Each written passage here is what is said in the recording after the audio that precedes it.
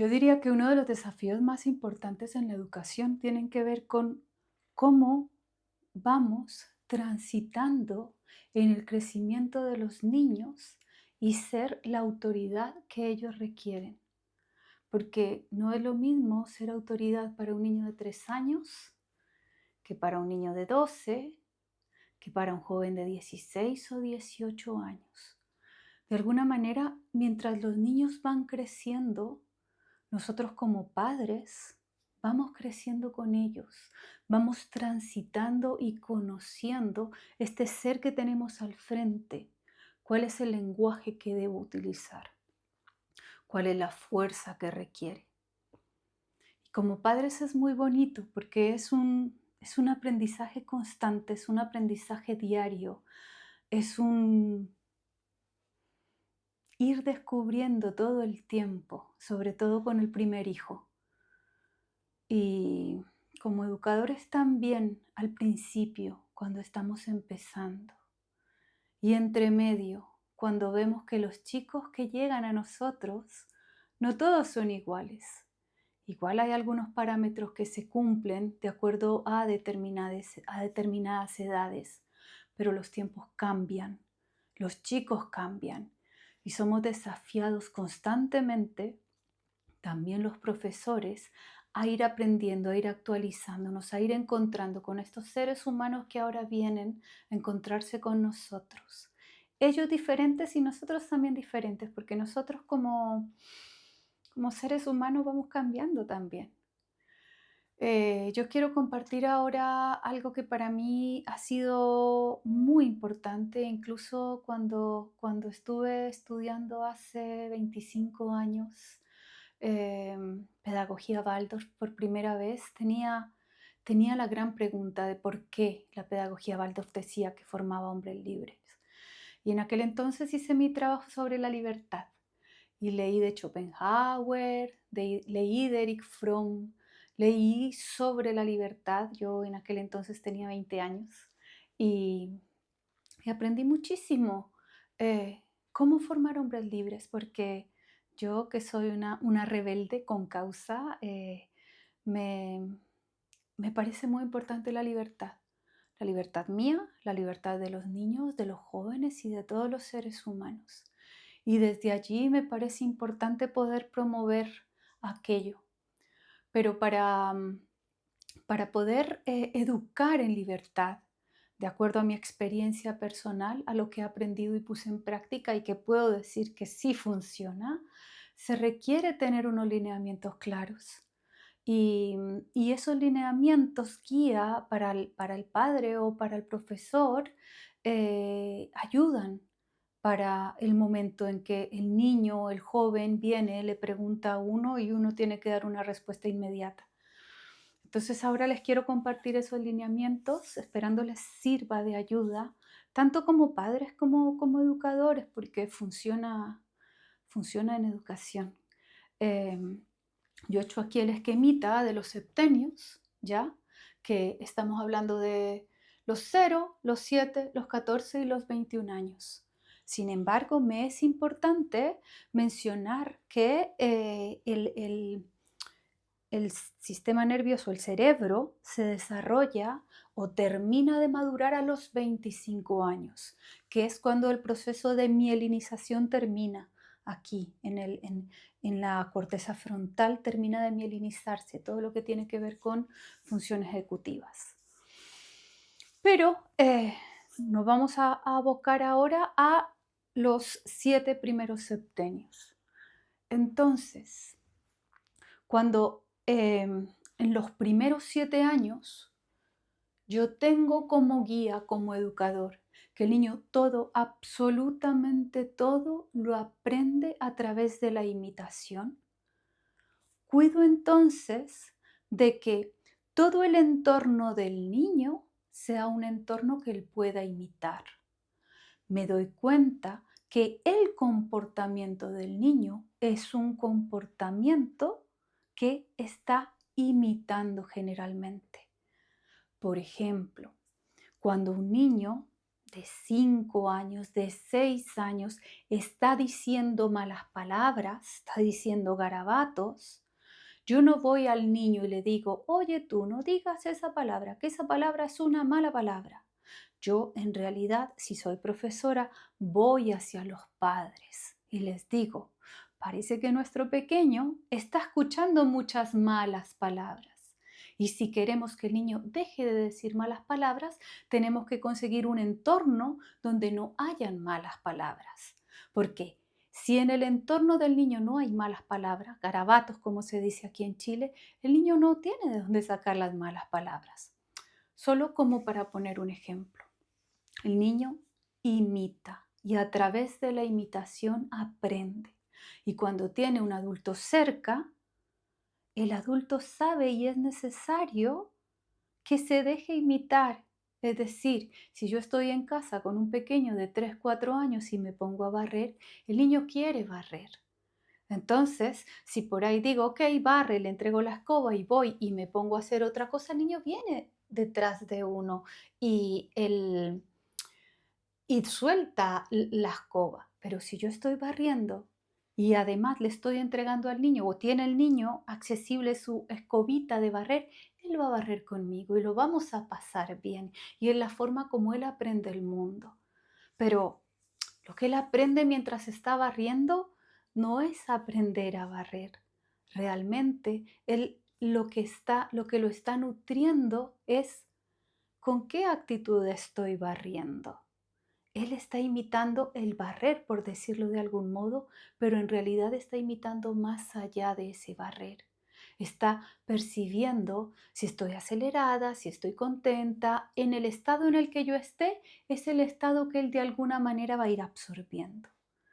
Entonces, resumiendo, estos primeros 7 años, el niño necesita poder imitar, tener seres humanos dignos de imitar. Ojalá no pantallas. En las pantallas tú no puedes imitar, las pantallas generan otra cosa. Pero los seres humanos se pueden imitar, actividades que sean imitables. Y es todo lo que necesita el niño.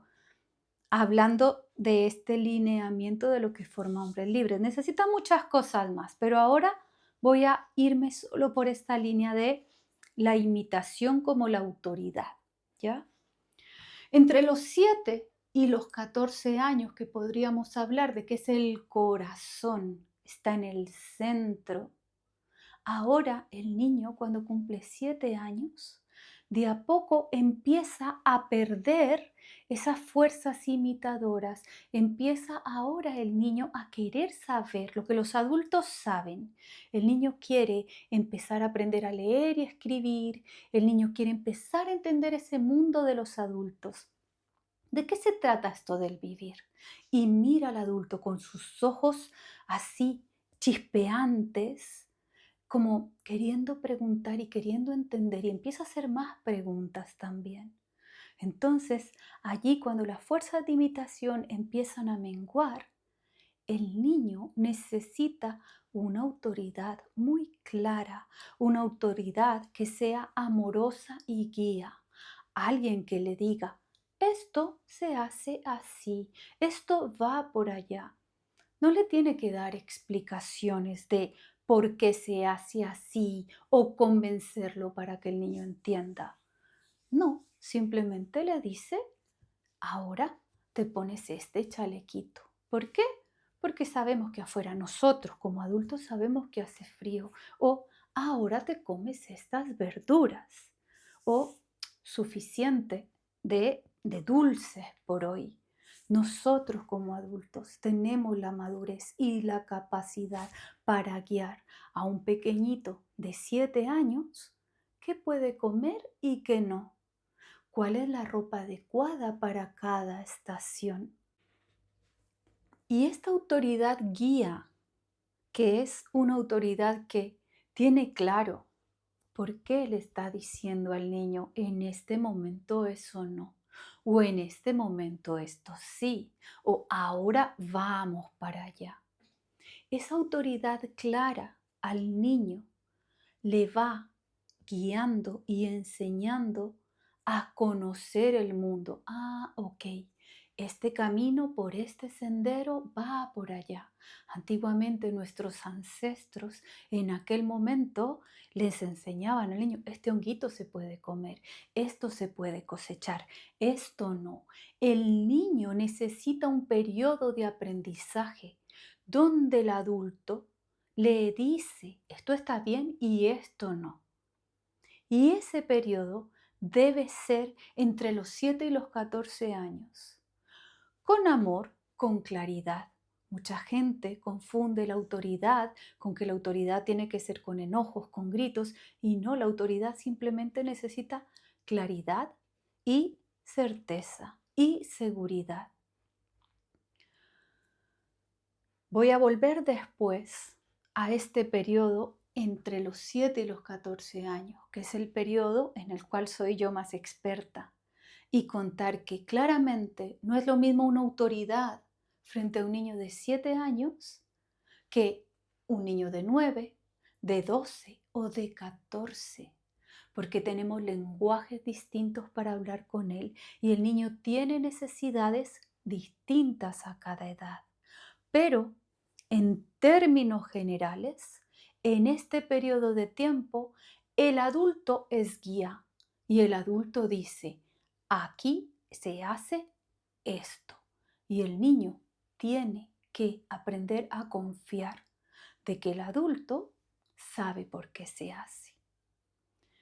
Ya llegaré a adentrarme un poco más en este proceso. Entre los 14 y los 21 años cambia un poco la figura, porque el joven aún no tiene las fuerzas para ser su propia autoridad, aún no tiene la sabiduría ni la experiencia, porque experiencia y sabiduría van muy de la mano. Aún no tiene aquello que le permita decir, listo, tengo la certeza, yo me guío, no necesito que nadie me esté mostrando. Entonces, entre los 14 y los 21 años, lo que hace el joven naturalmente es que busca un guía, busca un referente. A veces lo encuentra en sus propios padres, aunque es las menos de las veces, pero otras veces la encuentra en un tío, en una tía, en un pariente cercano mayor. Muchas veces la encuentra en un profesor o profesora del colegio. El joven mira, escanea, tú, a ti te voy a seguir. Contigo te pido consejo, muchas veces me visto como tú, empiezo a imitarte de alguna manera y me guío a través de tu experiencia para irme conduciendo con esta vida que tengo ahora. Y entonces cuando el joven entre los 7 y los 14, entre los 14 y los 21 años, ha tenido esa posibilidad de elegir un guía, un referente, que a veces si no lo tienen en el entorno cercano, buscan un guía en un, un cantante, un músico, alguien famoso, y empiezan a llenar su pieza de pósters de aquella persona y a seguirla y bueno, encuentra mecanismos para encontrar una guía en un otro. Idealmente, sí, este ser humano ha podido tener este proceso de imitación, ha podido tener esta autoridad clara y ha podido tener un referente digno, por decirlo de algún modo, porque si hablamos de que alguien tiene como referente, bueno, una persona que no es el mejor referente, por ahí, por ese camino se va a ir también.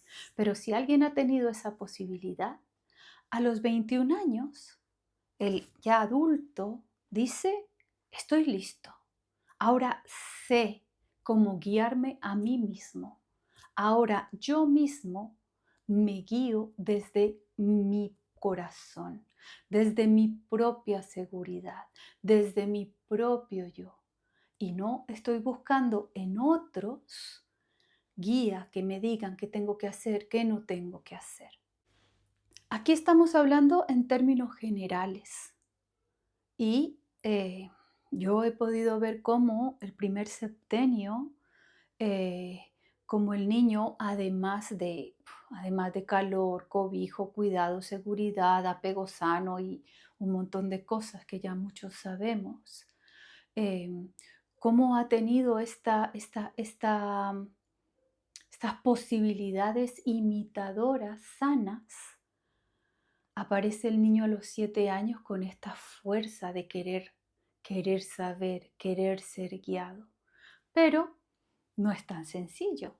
Todos sabemos que poner límites a un niño de 7, 8, 9, 10, a un niño del segundo septenio es muy difícil. Yo creo que es uno de los desafíos mayores que tenemos los educadores. Y puedo decir hoy día que para mí, en mi experiencia personal, es mucho más fácil poner límites como profesora en la sala de clase.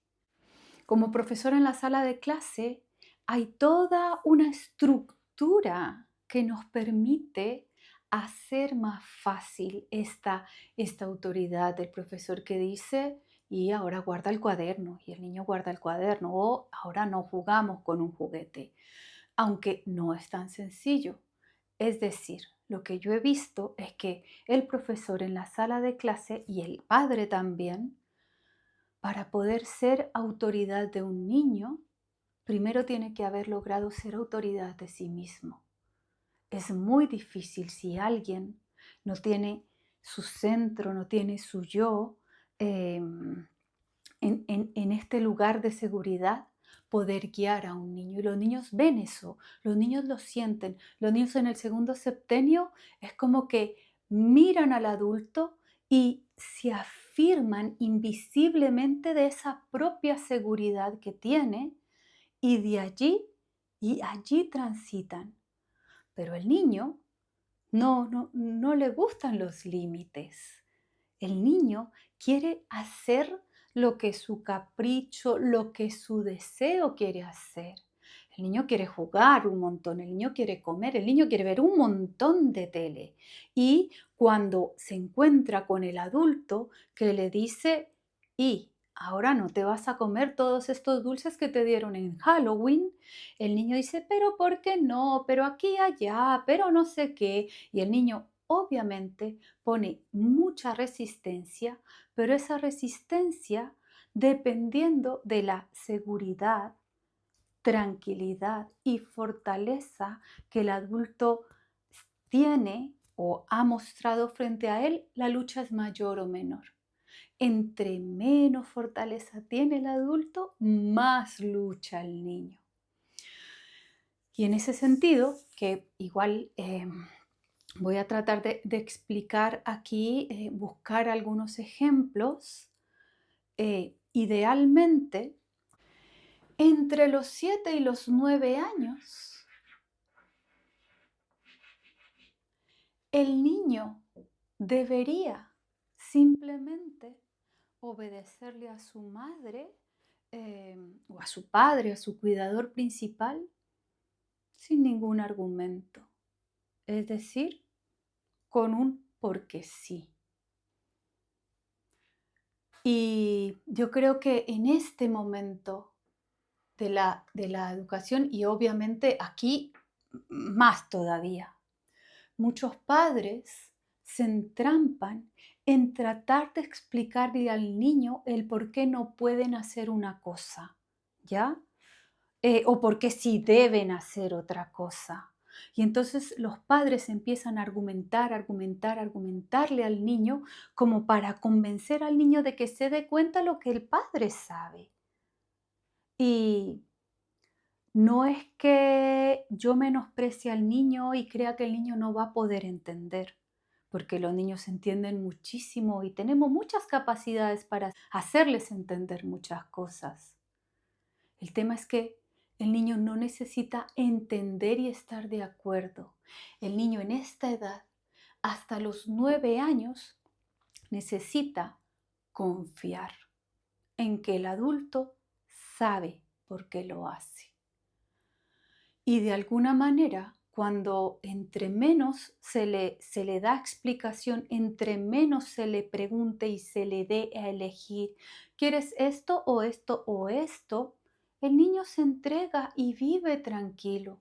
Cuando a los niños antes de los 9 años se les da mucha explicación o se les pone todo el rato a decidir, a que ellos sean como su propia guía y su propia autoridad, yo he visto, eso genera niños inseguros, genera niños que al final como que, ay, hay tantas opciones todo el tiempo que se pierden.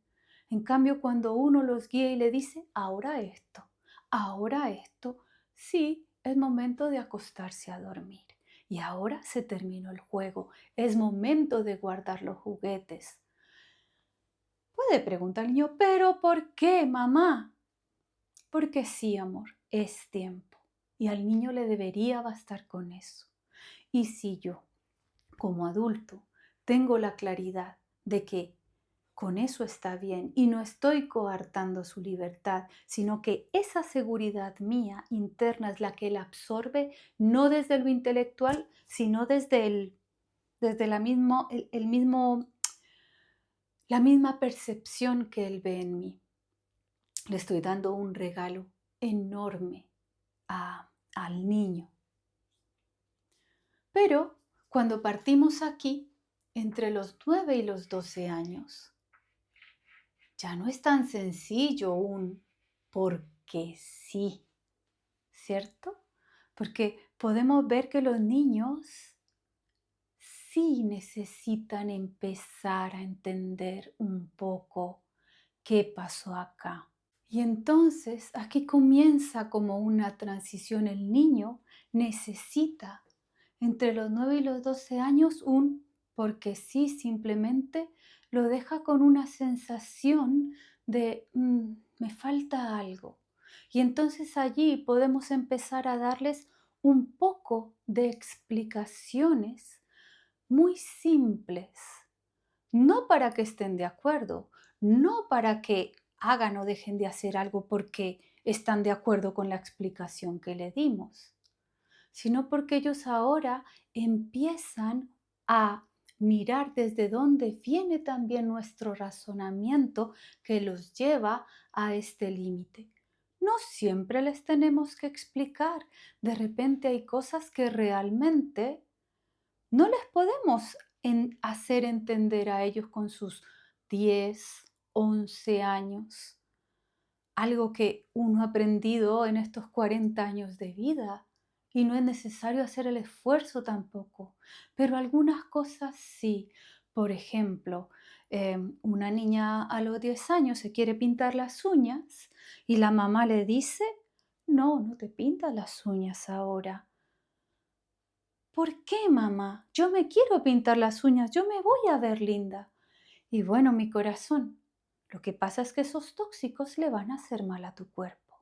Y esas uñas te las vas a poder pintar cuando eres más grande. Esa podría ser una explicación suficiente para una niña de 10 años. No vamos a entrar a hablarle del sistema endocrino, de los disruptores endocrinos, de todo el proceso que tiene que ver con la maduración y no es necesario. Y es posible que ese argumento que yo le diga a una niña de 10 años de que esos tóxicos le hagan mal a su cuerpo no le sea suficiente. Y responda no me importa, mamá, yo me aguanto que me haga mal al cuerpo, pero no lo estoy discutiendo con el niño. Le doy una pequeña explicación, pero sigo siendo yo la autoridad. Sigo yo diciendo, las uñas no te las vas a pintar, amor. Cuando tengas, no sé, 13, 14 años, te vas a poder pintar las uñas. Pero vuelve, igual que lo decía en el primer septenio, la seguridad con la que yo le pongo el límite al niño o la niña es en última lo que más absorben, más que lo que digo. Y nos vamos a la última parte, entre los 12 y 14 años, en realidad un poco antes. Yo diría que a los 11 años. Hay un cambio, empieza a haber un cambio en el niño que es muy visible y debe haber un cambio en el adulto. Es decir, hasta los 11 años.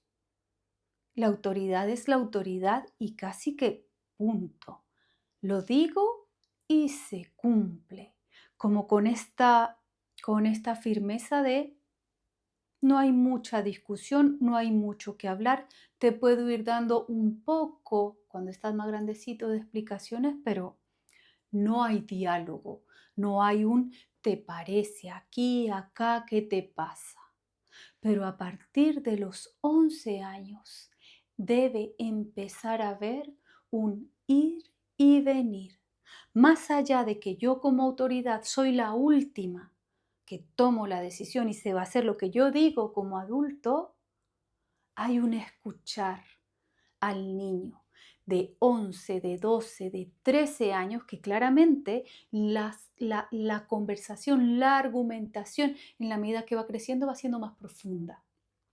Y esa entrega de te escucho, me dices, te escucho, esto vamos a hacer, dice el adulto, con lo que conversa del niño joven, porque ahí pasamos de niño a joven, y el adulto con su certeza, con lo que escucha, con lo que mira, le dice, ok, entonces ahora lo que va a suceder es esto. Pero ese encuentro de ir y venir en este periodo es fundamental. Ese encuentro de el adulto con el niño, con el joven, de alma a alma, de escucharse, de dialogar, de sentarse a compartir aquello que está viviendo en el alma del joven en este proceso que es la pubertad, que estamos ya empezando la adolescencia, donde pasan tantos cambios y pasan tantas cosas. Y entonces, si logramos ir transitando con esta claridad y esta autoridad, podemos acompañar de la mejor manera a nuestros niños. Fundamental. Entre los 7 y los 11, sin mucha explicación, sin mucho ir y venir, traer y llevar. Va, yo le digo, aquí estoy poniendo de mí como adulto, estoy mostrando la guía.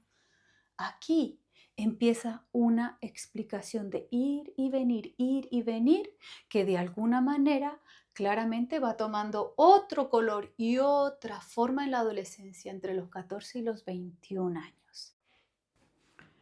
Bueno, espero que este video sea guía, te permita abrir distintas formas si es que no lo habías mirado así y si de alguna manera como que afianza aquella intuición que tú tenías de que por allí era el camino para educar a tus niños. Espero que sirva de algo y te permita realmente tener aquella seguridad en calma, con cariño, con amor, con centro, para guiar a tus hijos, hijas, a tus estudiantes, en esto que es tan lindo como verlos crecer y acompañarlos en el crecimiento.